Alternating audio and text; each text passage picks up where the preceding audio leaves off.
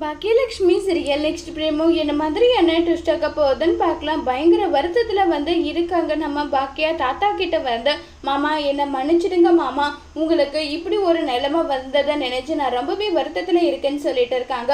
உடனே ஜெனி அத்தை நீங்கள் எதுவும் பண்ணல ஆண்டி, இது எல்லாத்துக்கும் காரணம் நான் அன்கேர்லெஸ்ஸாக இருந்தேன், நீங்கள் வீட்டோட பொறுப்பை என்கிட்ட கொடுக்கலன்னு சொல்லிட்டு நான் உங்ககிட்ட சண்டை போட்டுட்டு இருந்தேன். ஆனால் நான் சரியாக அந்த பொறுப்பை செய்யலைன்ற போது என்னுடைய மனசுக்கு ரொம்பவே வருத்தமா இருக்குன்னு பேசிட்டு இருக்காங்க.